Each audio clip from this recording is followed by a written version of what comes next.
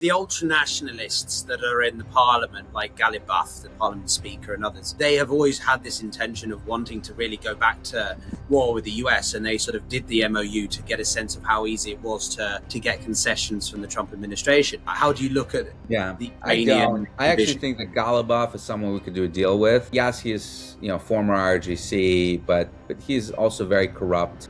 I think he's a guy that can be essentially bought off, and we could do a deal with him. The problem is it's not his decision, right? Then there are other interests. Ultimately, it is the Ayatollah's decision, and obviously RGC plays a big role here. We do want a conflict with the United States. I don't think Galibaf does. This is a problem with the MOU, and I'm not at all surprised that MOU failed, and I said so at the time, that the reality was that the US wanted the Strait open, first and foremost, and the Iranians didn't.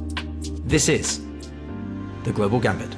How's it going, everyone? You're watching The Global Gambit. We are back with a regular guest, Dmitry Alperovich, who is the chairman of Silverado Policy Accelerator and someone who we've had on the show, I think like 4 or 5 times now. We've covered a war in Ukraine, we've covered China, we've covered a lot of things. So we're going to do a 2-part conversation because I know some of you watching love those. We're going to talk about the war in Iran and we're going to talk about the war in Ukraine. So if you're particularly interested in Ukraine, going to have to subscribe to see part 2. Anyway, jokes aside, Dmitry, it's lovely to have you back.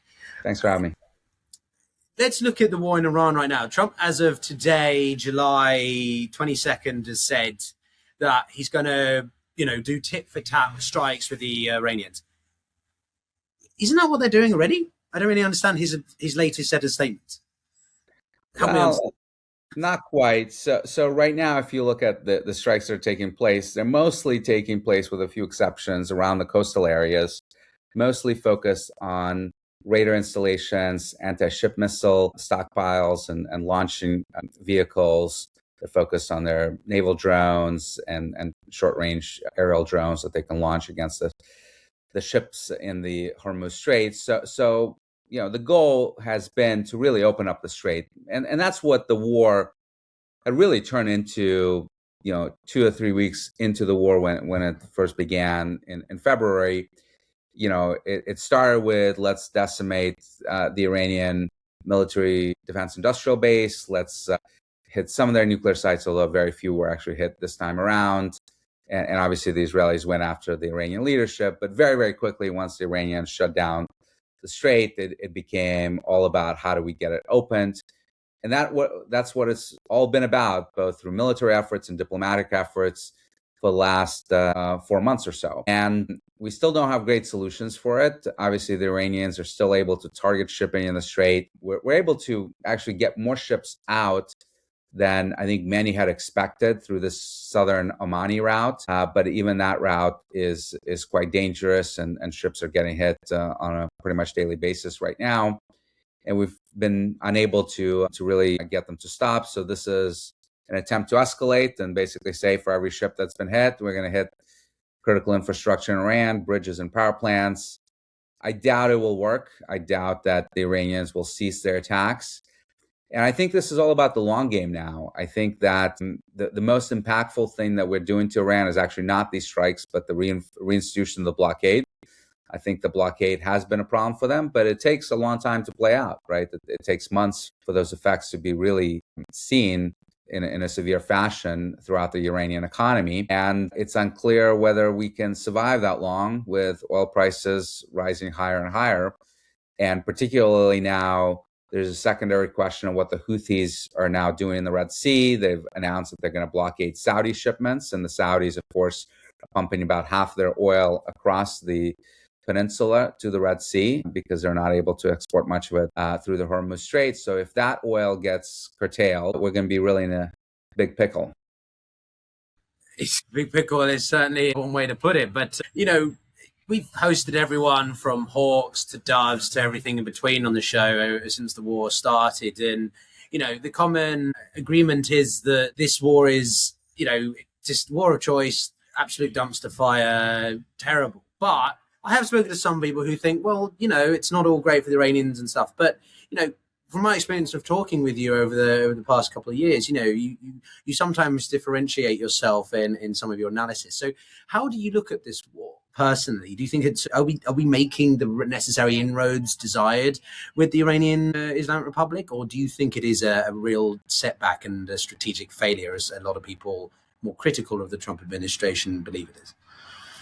Look, to be honest with you, I think it's too early to tell. Like with most wars, you got to judge them by how they end, not how they start, right? And it remains to be seen. Look, if at the end of this conflict, whenever it happens, Iran is in control of the Strait of Hormuz, whether they charge fees for it or not is almost beside the point. But if ships that want to enter or exit the strait have to ask Iranian permission and they're in de facto control, that will be a disaster for U.S. policy. That will be a disaster for the region. It will make Iran undoubtedly much stronger than they were before this war began.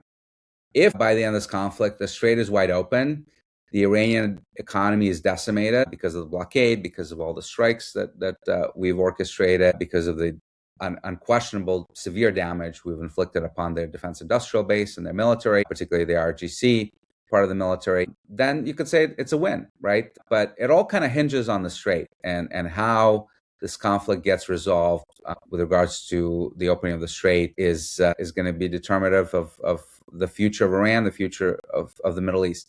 Over the long term, though, the importance of the strait will likely get reduced, right? One of the things that this war has done is shown the Saudis, showing the Emiratis and others their critical vulnerability. I mean, they knew about it in the abstract, but like with most things, people don't tend to focus on abstract vulnerabilities. They need to see them and feel them to actually do something about it. And they actually are. The UAE is in the best position to do so because they have a very short route to the Bay of Oman, and they're building a pipeline to basically export virtually all of their oil to the ports there. And they may even share some of that pipeline capacity with some of the other countries, Kuwait, maybe even Iraq down the road, to help them export without going through the strait. The Saudis have much longer pipeline if they're going to expand that pipeline across the peninsula to build. So that's going to take more time. But I think all of them are now going to be focused very hard on building alternative routes to bypass the strait. And over time, this is not going to happen overnight, although the UAE pipeline, they're claiming, is going to be built by the end of the year. But the Saudi one will for sure take a lot longer. Over time will diminish the importance of the strait. So I think right now it's impossible to say. You can look at one side of the ledger and say this war has been a disaster because it has made Iran stronger with its partial at least control of the strait and the expenditure of missile stockpiles, obviously the cost and lives and equipment that we've lost as a result of this war, and just the over $30 billion that we've spent on it thus far. But the other side of the ledger for Iran doesn't look great either. They're much weaker than they had been. The new leader, we haven't even seen him, right? The son of the Ayatollah Khamenei has we've not seen him since his election. Unclear how powerful he truly is in that system right now, and we've severely weakened the economy of the country. So right now it's definitely a mixed bag, but it all is contingent on how it ends. Sure, I'll take the opposing side just for argument, right?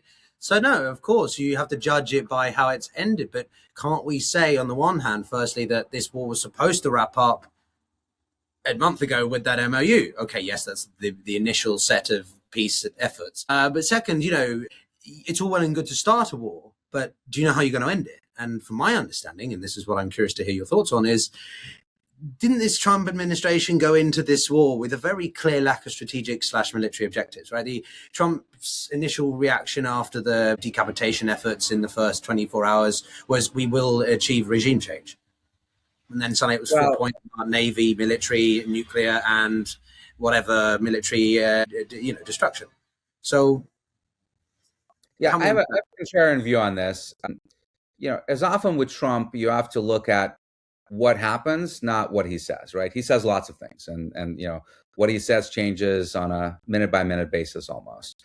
So people, that want to cherry pick, he said that the Iranian people can rise up at some point and change the regime. He's also said, I think on several occasions, that he's not interested in regime change. So which Trump do you want to believe? What I tend to look at is what we actually did, and what Admiral Cooper, the head of CENTCOM, and General Kane, the chairman of Joint Chiefs, have said repeatedly and consistently since the very first days of the war of their military objectives, which had been the destruction of the Navy, the destruction of the Air Force and air defense systems in Iran, and severe impact to their defense industrial base. And all of the targeting that the US military had done up until recently with the Strait of Hormuz situation has been that, right? So the military campaign has been very clear. What President Trump wanted to do, believed, is almost beside the point, because the military is prosecuting a plan that presumably they briefed him on and he signed off on, and that plan hadn't changed until very recently. So I do think that that was the strategy. You could argue about whether that was a smart strategy or not, because clearly there seems to have been no thought given to the Strait issue, even though that was an obvious way in which Iran would have retaliated and did retaliate, and we had no plan for it. But as a sort of, if you set the Strait issue aside, as an idea of we're going to severely weaken the Iranian military, we're going to diminish their stockpiles of ballistic missiles and drones and sink their navy and destroy their air defenses, as a military campaign, it made sense, right? Whether the cost was worth it or not, you can debate, but I do think the plan was there and was very clear, which, by the way, was not a decapitation plan, because if you look at all of the targeting of the leadership, it was all done by Israel. It was not done by us. And again, General Kane, Bradley Cooper made it very clear, that's them, that's not us. The amazing thing here is that there were effectively two wars that were being prosecuted, one by Israel that was clearly aimed at regime change, and one by us, by our military, that was aimed at simply degradation of the Iranian military capabilities. Now, as often is the case, when you're trying to prosecute two wars with fairly limited, there was deconfliction, but fairly limited coordination, you're probably not going to achieve success. So just to pick you up on one of the things you said there then, so yeah, we're seemingly achieving those degradations to the military architecture and systems of Iran, but at what cost, right? One of the counter arguments from people concerned about this is that the depletion of stockpiles, depletion of American equipment, etc., in case of a war with China over Taiwan, for example. Yeah. As you know, like I spent a lot of time on the issue of Taiwan. I'm actually going to be there in a couple of weeks. I'm not concerned about the Iran conflict impacting our readiness in Taiwan contingency, for the very simple reason that I don't think a war over Taiwan is imminent. China is nowhere close to ready. In fact, their progress on their military reforms has been much, much slower than I think most people have expected. So I think for the next at least 4 years, we're not going to be in a conflict with China over Taiwan. And that gives us not a ton of time, but some time to rebuild those stockpiles and actually focus on production of more lower-end munitions that we can manufacture at much greater numbers, and these high-priced munitions like Tomahawks and Patriot interceptors that we've been using so much of in this conflict. So, if we were facing a conflict tomorrow with China, absolutely that's a problem. We're not, and we have time to fix it. So I'm much less concerned about it. There's been a much bigger impact on Ukraine, and the fact that we can no longer sell really significant numbers of interceptors to Europe to pass on to Ukraine, and that's having a real impact on the Ukraine's ability to weather Russian ballistic missile attacks. That's an issue. But in terms of China, I think that threat is overstated. Interesting. Yeah, no, we'll have to have you back to hear your thoughts on the Chinese element, because there's been a lot of policy shifts and obviously purges earlier in the year. So then I'm curious what your thoughts are on this thought argument that people have been putting forward. One that I've been sort of thinking about, which is that, okay, so Iran for a long time, maybe you disagree with the assessment in it beforehand, but Iran has for a long time been, to get the bomb, right? To get the bomb as the biggest deterrent. And I think some people believe that what this war has done is give the Islamic Republic a greater strategic clarity, that their greatest asset is geography. It is the Strait of Hormuz. How accurate do you think that is? That they may not be as bothered by the bomb as much as they are about squeezing the US and concerns over economic uncertainty, especially with Bab el-Mandeb and so on? I don't think for them it's either or, unfortunately, because frankly, if the outcome of this war is that Iran never pursues a nuclear weapon but charges fees for the Strait of Hormuz, that might be a deal worth having, right? That's worth a conversation at least. But I don't think that's in the cards. And They've certainly put a lot of effort into preserving as much capability as possible. A lot of it was damaged actually in the strikes a year ago in June. During Midnight Hammer and the Israeli campaign against Iran. So most of the nuclear infrastructure that we could hit was hit during that time, which is why this time around there was really very few, if any, nuclear military targeting. So, but I think they realize certainly now the Strait is important, which is why they're not willing to relent on giving it up, at least for now.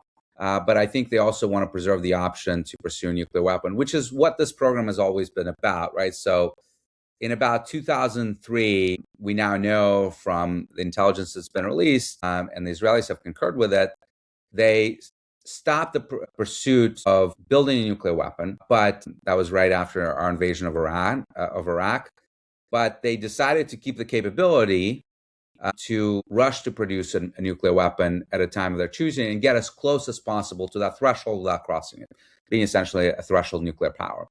In retrospect, that probably was a mistake because, if you look at North Korea that rushed to get a nuclear weapon during that time and first tested a bomb in 2006, it has not been hit by, U.S. or anyone else. As a result, versus Iran, that's now been engaged in multiple rounds of bombing campaigns by Israel and now by us a couple of times. They probably made the wrong choice and they might be rethinking that. But because we have damaged so much of that infrastructure, rebuilding it will take time. And again, like if we see signs of it being rebuilt, we might go bomb it again. So I think at least for now, until there's a resolution to this conflict, they're going to put that on pause. But certainly, and depends a lot on how the war ends, they might pursue it again once they no longer fear U.S. retaliation or Israeli strikes. So one thing you mentioned that I wanted to circle back to is Mojtaba and his lack of appearance. Now, I tend to go with Occam's razor on a lot of issues. The most obvious explanation is usually it. But, we have to be honest that it is a bit strange the guy hasn't even done like an audio recording to just show that he's alive. Do you think that the IRGC, if he is dead as a dodo, do you think that they are leveraging him as a sort of deterrent or as a source of national Weekend and Bernie's? No, look, I do think he's probably alive. I think he is probably hurt severely and is in hiding. They don't want to see him getting killed by Israel like his dad was. So I think it's, we've seen reports that it's very hard to get close to him, that communications with him take a long time because he's sort of like bin Laden, where, communicates through messaging, obviously not using computers that could be hacked and used to reveal his location or collect intelligence on him. So that by the way, is a further sign of Iran being weaker, right? When you have a leader that's hard to get a hold of, who is the supreme leader and is in charge of all the important decisions, that's not a great situation to be in, right? In a time of war. So again, going back to the original point, yes, there's no question that this war has been very painful to the U.S., to the world, in terms of impact on oil supplies and cost in lives and equipment and so forth. But we need to appreciate that it's also been very ruinous for Iran, and that Iran is now much, much weaker than it was on February 28th when this war began. So, there are two sides of the coin here, and who is going to be the weakest at the end of this is how we're going to determine who actually won. So one of the things that I think is quite interesting is, I've spoken to a lot of Iranian experts, and their argument is that the ultra-nationalists that are in the parliament, like Ghalibaf, the parliament speaker, and others, they have always had this intention of wanting to really go back to war with the US, and they sort of did the MOU to get a sense of how easy it was to get concessions from the Trump administration. How do you look at the Iranian? I actually think that Ghalibaf is someone we could do a deal with. He's he is former IRGC, but he's also very corrupt. I think he's a guy that can be essentially bought off, and we could do a deal with him. The problem is it's not his decision, right? Then there are other interests. Ultimately, it is the Ayatollah's decision, and obviously IRGC plays a big role here, who do want a conflict with the United States. I don't think Ghalibaf does. But, this is a problem with the MOU, and I'm not at all surprised that the MOU failed. And I said so at the time, that neither side seems to have any interest in actually following the terms of the MOU. right? And the vagueness of the MOU enabled that intentionally, right? Because the Pakistanis and the Qataris that mediated the whole thing were trying to find, as any diplomat would, words that would seemingly satisfy both sides, but not actually change the reality. And the reality was that the U.S. wanted the Strait open, first and foremost, and the Iranians didn't, right? And that was a clause 5 of MOU that made it look like both sides got what they wanted. Well, that was never sustainable because, the U.S. basically said, okay, great. The Iranians are not going to strike on the ships passing through the Strait. We're going to escort them through the southern route, as we did for a month or so. And the Iranians were looking at that saying, wait a second, like, we didn't sign up to that. We thought that everyone would have to coordinate with us, and we are in charge, quote unquote, of reopening the Strait, which we interpret as everyone has to ask our permission. And then they started firing on the ships that were passing through that Oman Channel. And here we are again. So it was not at all surprising. Since literally like mid-March, this war has been all about the Strait and who actually controls that Strait or who can open it up. And this is what this latest round of fighting is all about.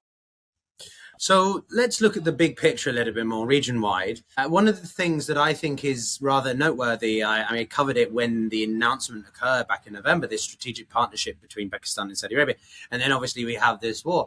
But in my mind, Dimitri, I can see two blocks kind of emerging here. We've got on the one hand the Israeli, Emirati, US, and by broader extension India bloc. And on the other hand, you've got the Saudi, Pakistani, Turkish, Qatari bloc with sort of Egypt there as well floating about. Do you see this sort of, I had Ian Bremmer on a couple of months back and he sort of said he sees it like this. Do you see it like that? Do you see this new balance of power shift and Iran is benefiting it most of all, or you think that this is... No. Look, I don't. This is the Middle East, and there are no permanent alliances in the Middle East, right? And things are always changing. And look, you had Saudi and UAE showing up to the funeral of the Ayatollah, right? A few weeks ago, the countries that got bombed by Iran, allegations that monies were transferred from some of these countries to Iran. There's always deals to be done. And there's always shifting in alliances. And right now, outside, if you take Iran out of the picture, obviously the biggest tension in the region is between UAE and Saudi. MBS and MBZ have sort of personal grievances with each other. Each one thinks that they're the great leader, modernizing leader in their nations. And they kind of have, too big of an ego, I guess, each one has to coordinate and accept the other. But the U.S. has a big role to play here, and the U.S. is trying to smooth out some of those difficult relationships. So I don't think that, this is not the Cold War with, the Warsaw Pact and NATO sort of at irreversible odds. Things are always shifting. Pakistan, by the way, and India are quite close and trying to have good relationships with Iran, right? Two mortal enemies, right? Pakistan and India, but trying to be close with Iran. Pakistan, by the way, I think is one of the biggest beneficiaries of all of this because they've been in the center of all these negotiations, going to see Trump, going to see Tehran, by the way, to great concern in India in terms of the diplomatic stature that Pakistan has acquired through all of this. But they're also very close to Saudi Arabia, right? And they have this mutual defense pact with Saudi Arabia. So as Iran is amplifying their attacks on Saudi infrastructure, the Pakistanis get very concerned as well. So it's such a very complex web of relationships and connections that change literally on a daily basis, and the deal making that takes place, that it's very hard to say that these are these ossified blocks that are against each other. So you don't see the, well, not end of, but a severe dent to the petrodollar and the growing diversification away from the Saudis, from others, based on what they maybe perceive as American unpredictability under the Trump administration? No, because they have no options. Like if you're a Saudi Arabia or any of these countries for that matter, right? What options do you have if you're not going to rely on a, unpredictable American umbrella? China is not going to lift a finger for you, as they've shown, right? They can't even get the Iranians to open up the Strait. They're certainly not helping in any way militarily. Russia can't do a thing for you and won't. So, who are you going to rely on? You've got no options. Yes, it's not great that America is so unpredictable. It does not have the capabilities you thought maybe we had to defend you, particularly against these missile attacks. But it's better than nothing. So you've got no choice. And, you've tried buying off the Iranians. That doesn't work either, right? So, they're going to have an all of the above strategy. They're going to try to engage with the Russians. They're going to try to engage with the Chinese. They're going to work with us.